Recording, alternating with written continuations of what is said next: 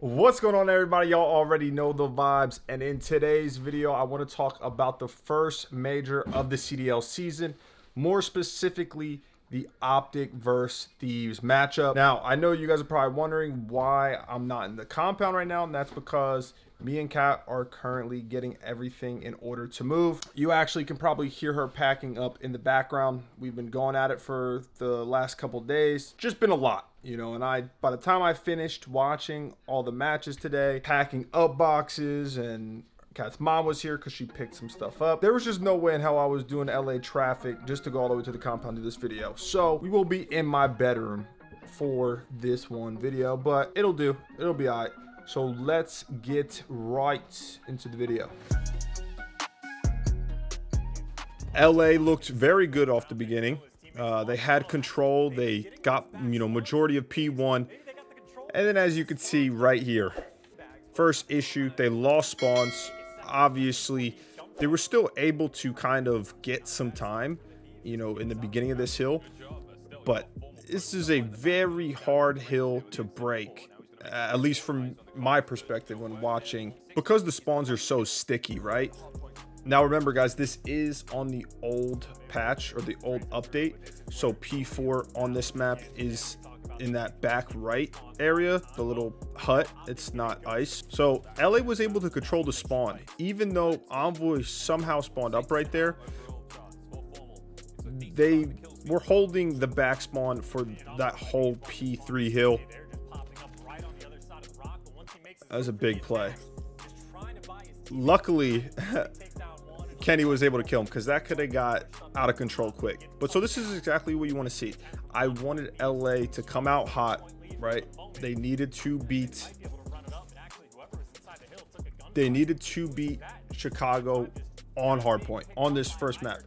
Not only because it would have been huge for their confidence, right? They did have a nice series against Toronto the prior day, but also because I think that at this point they know, and majority of other teams know, that the Thieves are better in S&D. So this was a great opportunity to go up 2-0, take complete control of this series. At this point, I thought they were going to blow the game open. Up by 50, have control of P2. They were able to flip spawns. I was like, okay. And this is just kind of where I feel like, compared to other teams right now, this is what LA is lacking, essentially. And you could put it under the umbrella in-game knowledge, whatnot. I can keep it simple. Play like a herb. You got to be able to play like a herb, right? In this game, with how strong the M4 and the 74 you are, your positioning is everything, right? As you guys can see on the minimap, they have complete control of P2 spawn. There's 2 seconds left. And then they all just give up their lives. Donnie probably could have played on the heady. TJ was just trying to pick up top P2. But they just collapse. They all died. They flip out instantly, where they could have gotten an easy 40 points off this hill. And with how talented LA Thieves are, they're just lacking some, like, I'm not trying to cook them, but they're lacking some of the fundamentals that other top teams have currently, in the game. Once again, though, luckily they were able to kind of keep it scrappy, because it could have gone bad. They should have been up by 50 to 80 points probably. And I thought right here we were about to get blown out, because P4 on the old patch was so easy to hold, but LA has a fantastic break. Like this, you see how they break this hill right here to a T. It's so damn hard to break that hill, and they did it on basically their first try. And that's what I don't get, because they could do stuff like that. It is very hard to do that, and they can do that. But when the game is simple, like when the situation is simple and you just kind of got to let the play come to you mentality, I think they were getting overzealous. They've been getting overzealous, right? Trying to really rely on their talent instead of their teamwork and just overall awareness. You don't have to ego chow everything You don't have to outgun the other team. And I feel like that is one of LA Thieves' weaknesses. But this was like, okay, it's not going to get out of hand. They're going to be down by 10 points, give or take, going into the last rotation. But they just didn't capitalize. And it's still a close game. They're down by 60. It's tough, though. They don't have P2 spawns. So what are you going to do? And this is kind of how I wish LA would have played when they had control. Just look at the arrows, guys. You know what I'm saying? They're not like Dashy died there, but they're on those headies. They're just posted up. They're not making themselves an easy kill.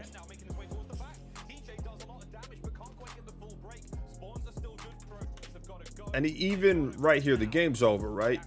They they try to make the impossible possible.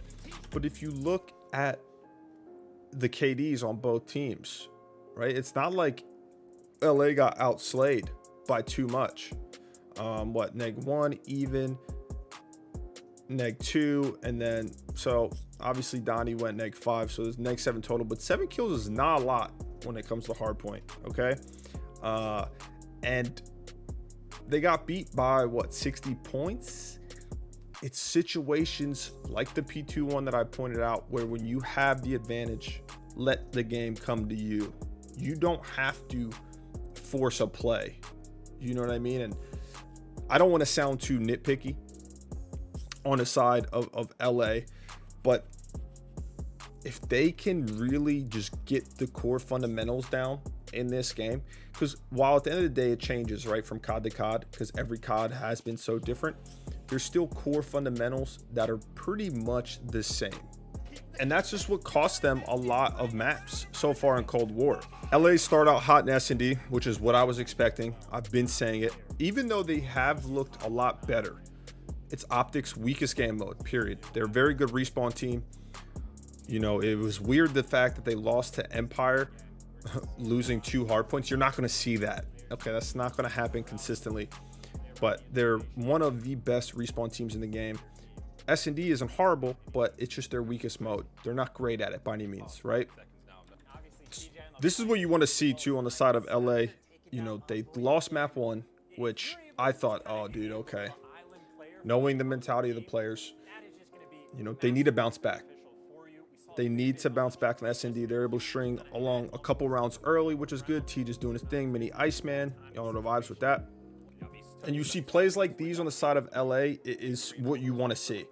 I don't know if it's just a consistency thing of them, just playing fundamentally correct, or if it depends on the game mode. Maybe they're more comfortable in S&D, more, I don't know, because I don't talk to the guys that much about it. But right here, they have control of mid, they had control of A, but Temp and who was it? Austin, I think.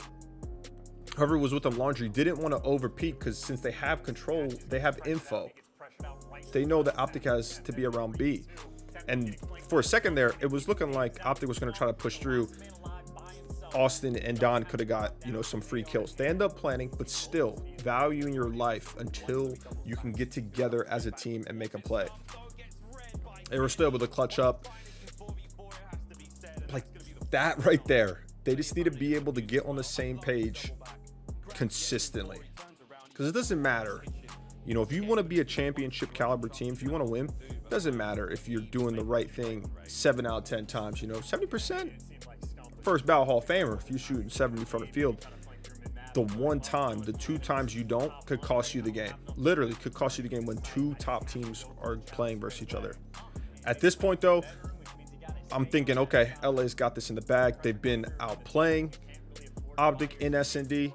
The whole map, they're up 5-2. You're up 5-2. You're thinking, okay, next map. So it's like that's what they needed, because if they would have lost the S&D to Optic, being up 5-2, just with the mindset that those players have. I mean, competitors in general. But like, you don't ever want to be down 0-2 in a series. Duh, right? Thanks, Captain Obvious. But especially with these guys, right? You want to ride off the momentum, be able to bounce back. Because I know they were thinking about the first map still. even if it was subconsciously, they were like, bro,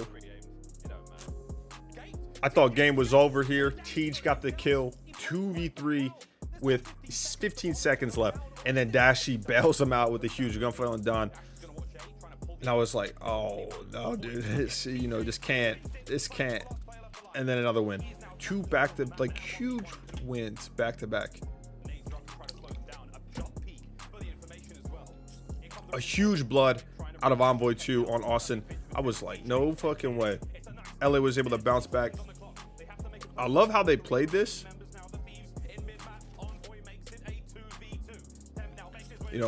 It's unfortunate.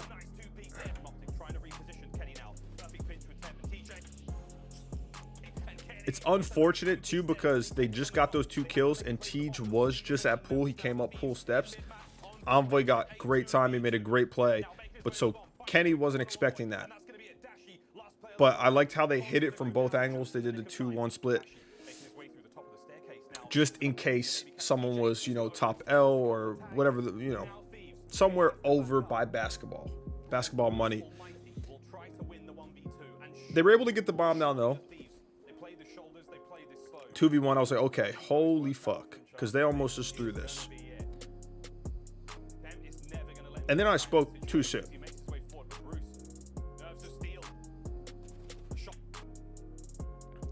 Both Teej and Dom were both throwing great shoulders, obviously.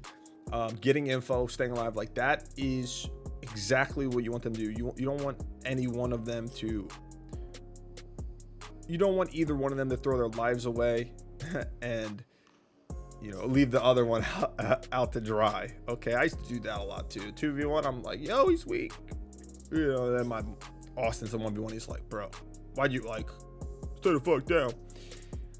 I think right here, Donnie thought that Dashi was going to keep challenging Teej. So he was like, all I need to do is run front Tiki. That's what I'm assuming. I don't know. I haven't talked to him about it. But he puts Teej in a bad spot. I don't know if it was a misread. I see the vision. I'm guessing that that's what he was thinking. But this is where it gets scary. Because Teej's shoulders, and this is like the best play that Dashi can make. Try and pre-fire the wall, because Teej does have to check it. And it was one of those situations where it's like, maybe you get the kill and you cop it instantly. You get that split second. But okay, 1-1 in this series. For the control, especially on checkmate, it's very hard to win an offensive side, from what I can tell. So LA was able to capture their first defensive round win. Wasn't surprised just because of how hard it is. Even though Optic, they probably are actually the best control team in the game. So I was basically expecting this to just go down to whoever gets the most kills by round 4 to see who has defense, right? Because I thought it was just going to be defensive wins. That's it. Dashi gets some huge kills right here on A. I don't know how the hell he stayed alive, but I mean, he hit some fantastic shots, which I was like, oh, fuck. Because lives are basically the same, but they already got a tick off of A.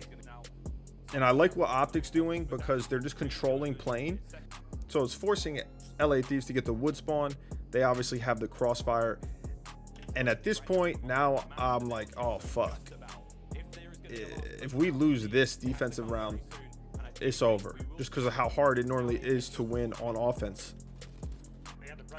Optic's able to get A.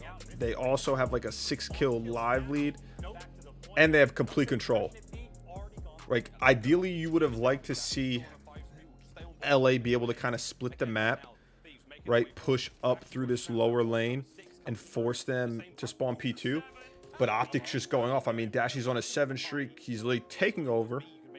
Everyone knows Bruce could do this. Damn near on command, if I might add. And this whole round was just basically someone on Optic getting a 2-piece. It happened multiple times. It's going to be hard. Even though it's very hard to win on offense, if you're constantly getting 2-piece in a round, you're staggered. You're staggered. You have no control. And this was a fantastic round of Optic. It was. That was clinical. And the Thieves start this offense out a lot better than they did the last one. You know, they're getting kills, but they're just not really making any progress. That you need to get at least a tick, right? Ideally on A, because it is an easier point to cap. And this is where I thought they had a chance. Austin, I think, lost a gunfight. I don't know if he was top or bottom wing, but they got kills. They have complete control. Envoy makes a fucking great play. They're obviously, LA knows that Optic is spawning in the wood area, right? But because Austin died, Envoy was able to get under the plane, kill Ken. So, you know, they're making progress. They basically got 2 ticks, but you want to be able to keep the pressure when you're on the offensive side, similar to how you would do it on defense. And then Envoy just plays super annoying, you know, is killing them off spawn. They're not expecting it. I don't know if that's a comp thing, you know, or what, or they just couldn't find them. But that life out of Envoy was actually huge. At this point, LA has to do anything to stop the clock. That's why, since they spawn bottom of the map, you could see them trying to work B. Donnie has a flank. He gets a 2-piece, but Envoy and Formal on the other side also got 2. And this is tough. You know, they're trapped. They have to stay on the point. There's 7 seconds left. Envoy, once again, another 2-piece. Just being super annoying, being basically in LA spawn. So the offensive round was huge. You know, that was a difference maker. Was that offensive round. And like I said, you're going up against probably the best control team in the game in Optic. So I was expecting that.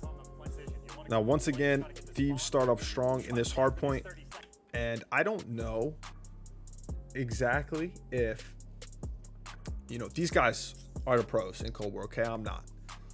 So take everything I say with a grain of salt, because maybe this is the correct way that you would want to play. In my head, it's not ideal, because you know that Optic is going to be spawning by art, right? They have the LA has laundry side, Optic has art. Now LA starts out strong. They get majority of this hill, but I don't know why you wouldn't, like, when 2 people, who is it, Tej and Donnie are both laundry.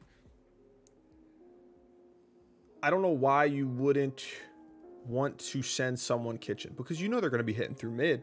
You know, they want to flip the spawn. There's still 30 seconds left. Okay.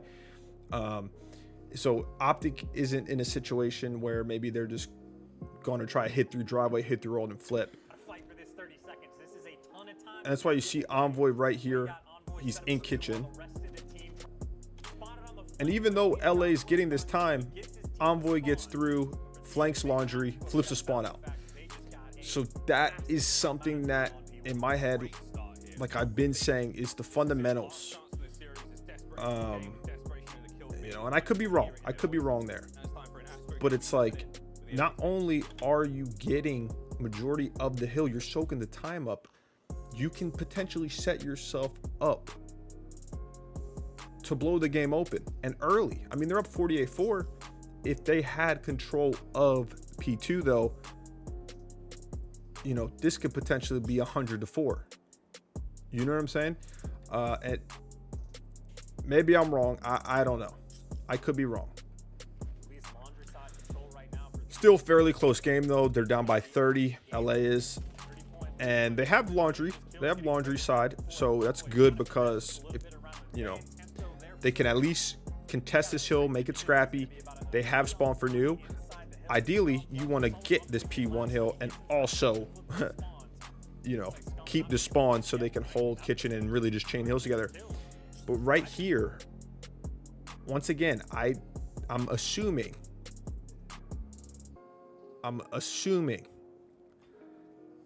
that, I guess this is how LA wants to play this hill when they have laundry side, is they don't really send anyone mid off spawn, especially if they have control of the hill. They just kind of post up on this laundry heady. But I'm guessing LA spawns out here because Scump is tucked away in this corner. Like, Seth is expecting them to hit mid, Because normally, at least when I play league play, when you're getting this spawn, especially if you have control and the enemy is spawning in this R area, whatever, by garage, kind of like where Kenny and TJ just spawned, they go zig, right? They go zig to try to go mid, to flip, or even if they flood it, if you get a guy through kitchen and you hit pillars, you come with a crossfire. So it's not just straight head on. But this is great by Optic. You know, the 3-1 split. You have 3 people pushing towards the hill. Seth makes a good play. He goes around. So now not only do they control this hill, they have control of P2 spawns. And this is what I mean, where Optic has the talent, clearly. Some of the best players of all time on their team, some of the best players in Cold War right now, to where there's 30 seconds left. They're up by 39. They technically have spawn for Garage Hill. So they're going to be scrappy because they have a lead. They're going to try and contest this hill. They don't want to just give LA a free 30. And they just flood through the front of kitchen. They basically all get one since they flooded through the front.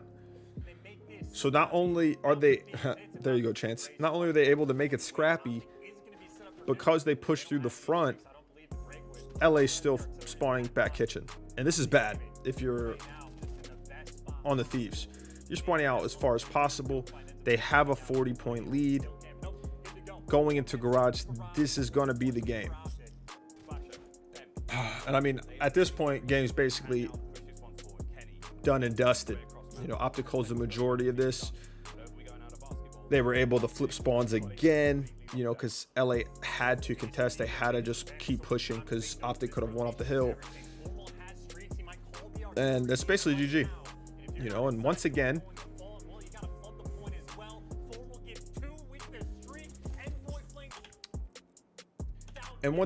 LA did get outslayed. They got outslayed in both hard points, which isn't like, oh my God, Optic outslayed them.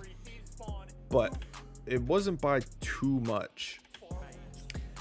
And I'm a real one at the end of the day. Y'all know that. So I got to apologize. I had Optic in the A tier before stage 1 came out. Got cooked for it, you know. But the cooking was well deserved.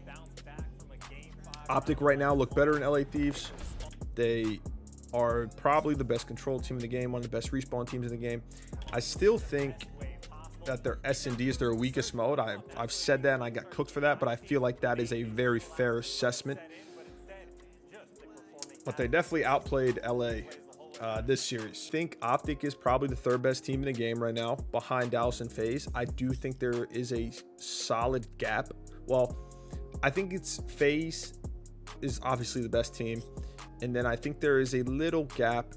And then you basically can clump Dallas, New York, and Optic in the same tier. And I have LA right below them. You know, it's hard because I want to be able to put LA Thieves in that tier because they did beat Subliners 3-0 when they played them, but they got 3-0 by Dallas. They got 3-1 by Optic here. I mean, they lost to LAG, which I don't think anyone saw that coming. At least I didn't, you know. But there's definitely some things that the Thieves need to work on, man. But thank you guys, as always. Until I see y'all, stay safe, stay healthy. The kid is out of here.